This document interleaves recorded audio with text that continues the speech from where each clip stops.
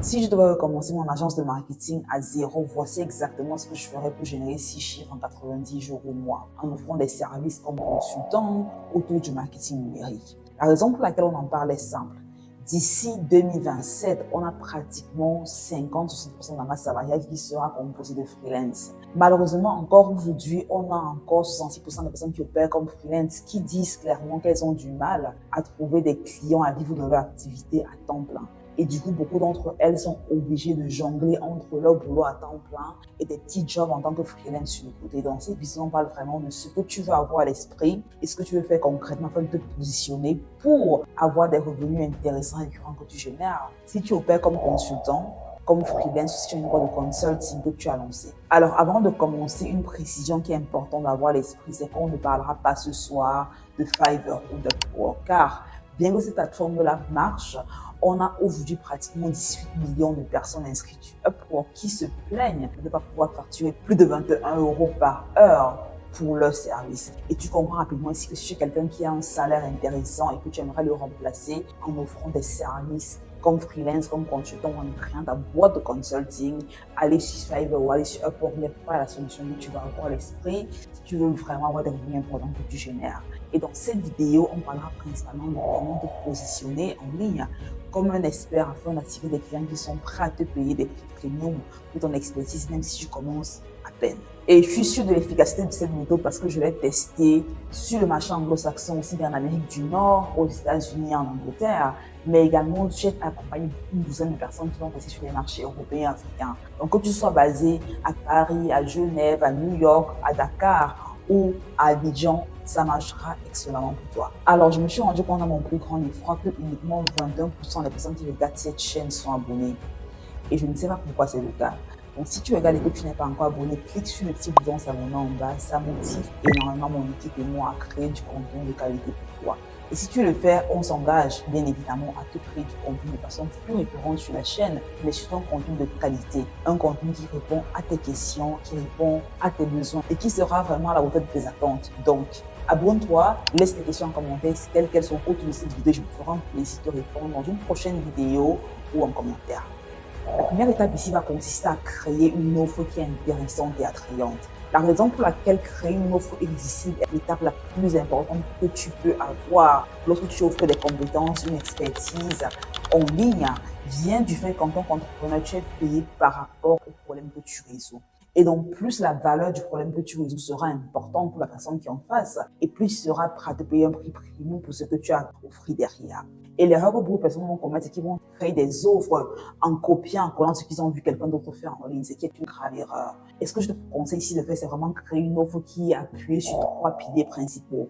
Le premier pilier sera ici tes compétences. Qu'est-ce que tu as appris à faire et qui te passionne un tant soit peu? Ça pourrait être ici le UX UI design, ça pourrait être la gestion des réseaux sociaux ou encore le copywriting ou pourquoi pas la publicité en ligne. Donc, définis déjà quelle est l'expertise que tu as acquise au cours d'une expérience de vie, au cours d'une expérience professionnelle, ou tout simplement à travers ta passion. Le deuxième pilier pour la création d'une offre ici va consister ici à transformer les compétences qu'on a en service.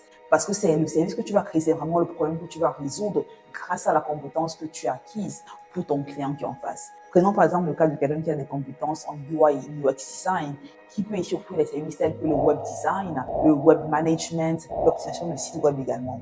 Si tu as par exemple des compétences autour de la gestion des réseaux sociaux, tu peux offrir des services tels que le social media management, le community management, le brand development. Ce sont tous des services qui sont de cette compétence-là. Dans le cas, par exemple, tu as des compétences autour de la publicité en ligne, tu pourras offrir des compétences autour, par exemple, de la publicité sur TikTok, Instagram, Facebook, YouTube et bien d'autres choses encore. Le troisième pilier important que tu vas avoir à l'esprit ici pour véritablement avoir une offre qui est intéressante, c'est définir exactement quels sont les livrables que tu vas proposer à tes clients. Et c'est à ce niveau que beaucoup d'entrepreneurs ou beaucoup d'infopreneurs, du moins, perdent énormément de revenus qu'ils pourraient éventuellement gagner. Parce que quand il s'agit de livrables, ils ne savent pas véritablement comment articuler les livrables qu'ils apporteront à leurs clients afin de rendre leur offre plus alléchante. Et dans la capacité que tu as comprendre exactement quel est le problème spécifique que je vais résoudre pour le client que j'en face de moi et comment est-ce que j'articule en créant mon offre, comment est-ce que j'articule ces différents livrables que je vais apporter à ce client-là afin qu'il se rende compte que mon offre est un match parfait pour le problème qu'il a, déterminera grandement la capacité que tu as tout simplement ici à convertir ce prospect rapidement en client.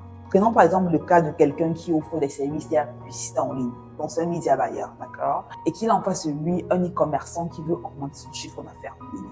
Il peut ici dire que je vais offrir des services qui ont la publicité sur Pinterest, la publicité sur YouTube, la publicité sur Facebook par exemple. Mais s'il se rend compte par exemple que son client a une audience plus intéressante sur TikTok, une audience plus intéressante par exemple sur Snapchat, il veut ici changer ses livrables afin d'offrir un résultat qui est plus important à son client. Et c'est la raison pour laquelle la capacité que tu en tant qu'expert, en tant que consultant, à définir exactement les livrables que tu vas apporter à tes clients déterminera grandement la rapidité à laquelle tu auras converti des prospects qualifiés en clients. Alors, il y a une chose que j'aimerais préciser ici. Lorsqu'il s'agit de livrables, tu veux avoir une offre qui est assez homogène.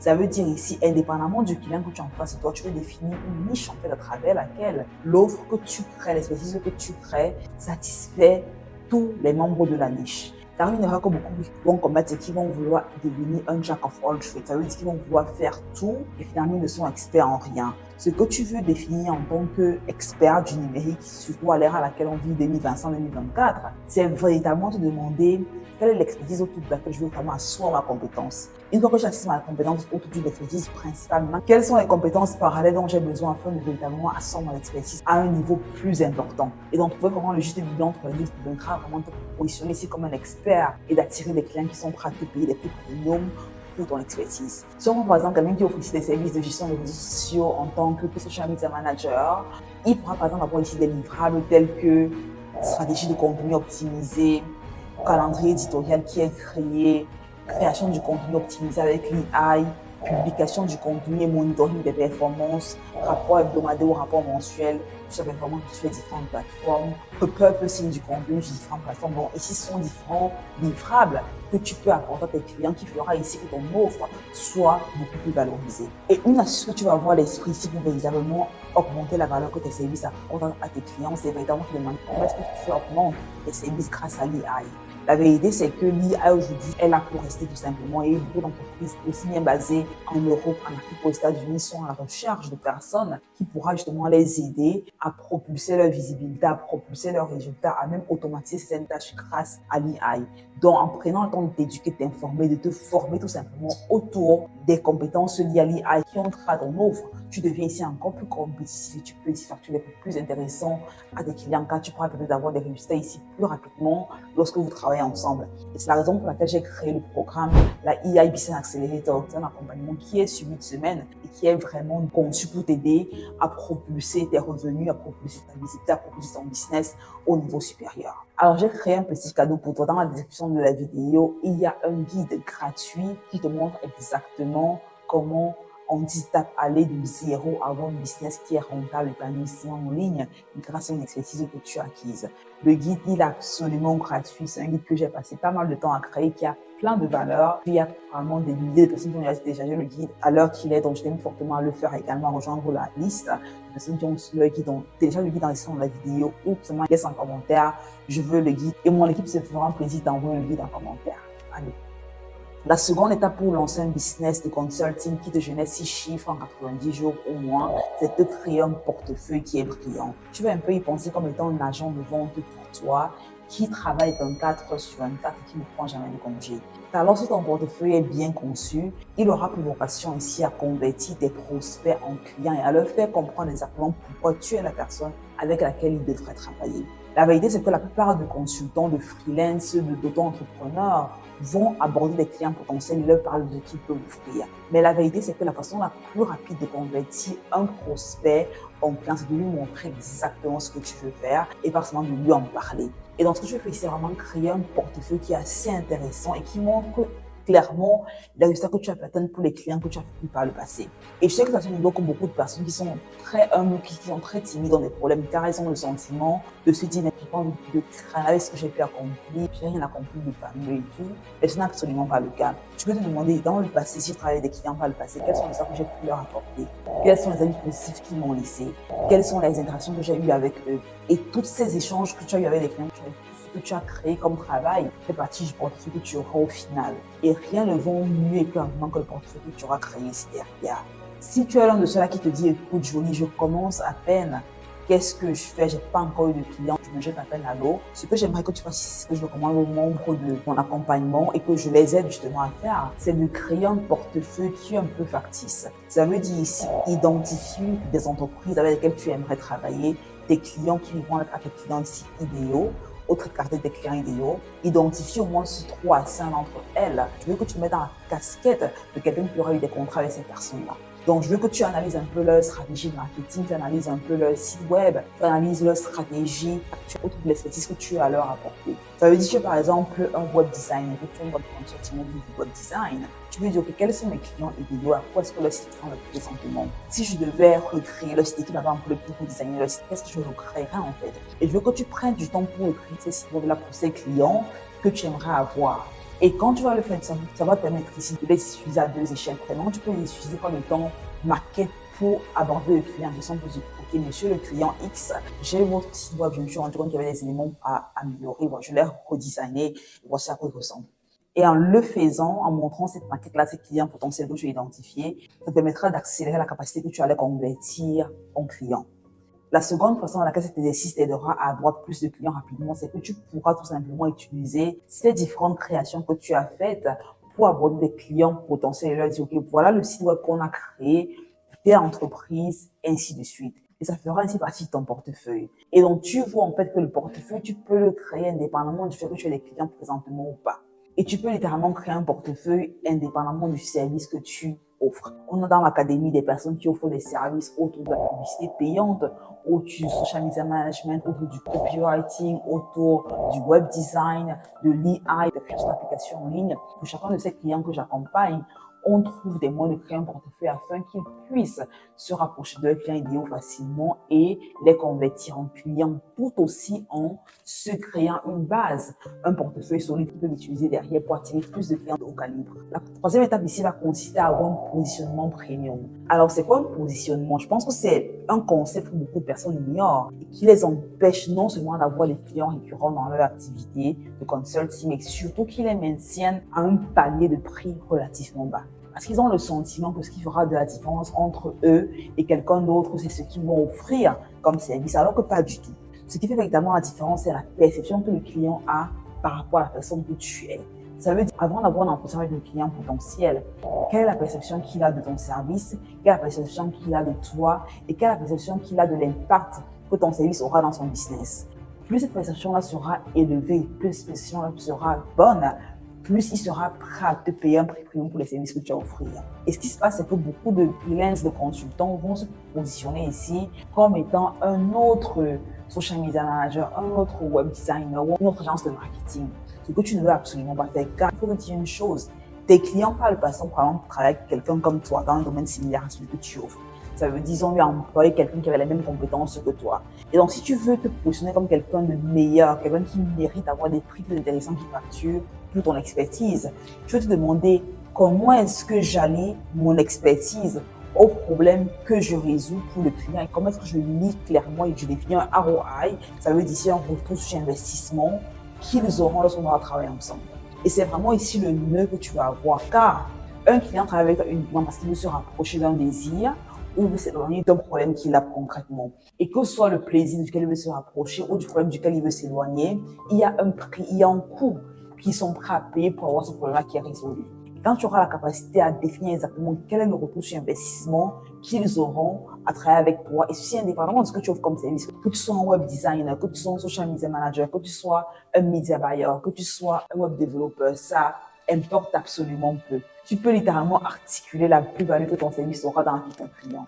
Et si tu réussis à le faire et te positionner à travers le contenu que tu prends en ligne, ton branding, ta visibilité en ligne, et si tu mets ces éléments-là en commun, ça te permet aussi de commander des prix premium pour ce que tu as à offrir. Et en le faisant, tu parles de la personne qui va offrir son service à 21 € de l'heure, au freelance qui va offrir son service à 300 € de l'heure, 200 € de l'heure, parce qu'au final, ton client ne te paye pas pour les nombres d'heures que tu vas travailler, mais il te paye pour la valeur que tu apportes pendant que tu travailles avec lui. Et donc, tu veux autant que faire ce que te dissocier de la formule être rémunéré sur la base du nombre d'heures que tu vas travailler, car c'est une formule qui est tout simplement perdante.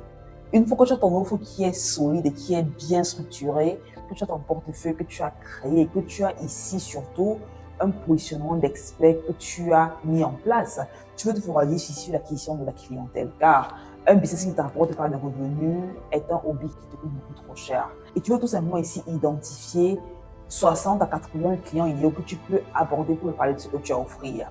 Il est important de te rendre compte que si tu n'as pas de clients que tu acquiers, ou si tu n'as pas la capacité à avoir une certaine visibilité pour avoir des clients, tu auras du mal à faire des ventes.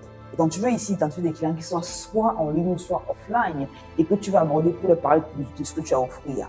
Et une fois que tu as une offre qui est de qualité, qui répond aux problèmes qu'ils ont, que ton portefeuille est assez intéressant, qui montre ici des études de cas similaires à leurs compétiteurs et que tu as un positionnement d'expert, je te garantis que tu auras un taux de conversion assez intéressant. La raison pour laquelle beaucoup de freelance, beaucoup de consultants qui essayent d'acquérir des clients ont du mal à avoir ces clients, c'est parce que soit ils le font de façon assez abstraite, assez obsolète.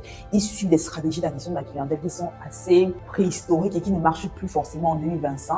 Ou tout simplement, ils n'ont pas une stratégie de suivi qu'ils mettent en place. Car tu veux te rendre compte que le client que tu abordes a pas mal de choses qu'il a à faire. Il a des projets à régler, il y a des trucs qu'il doit gérer en fait. Et donc, lorsque tu le contactes, bien qu'il ait un intérêt pour ce que tu as à lui offrir, ça peut lui prendre du temps pour te revenir. C'est la raison pour laquelle tu as une stratégie de follow-up, de suivi qui est assez optimisée, qui est automatisée ici à travers différents logiciels. Il y a un ton de logiciels aujourd'hui qui permet d'automatiser littéralement aussi bien la prospection que le suivi de clients par la suite. Et c'est encore toutes des stratégies dans lesquelles on parle dans l'académie, les élites, car c'est vraiment ici l'accompagnement que je vais créer pour aider les gens qui veulent se propulser au niveau supérieur à travers leur boîte de consulting.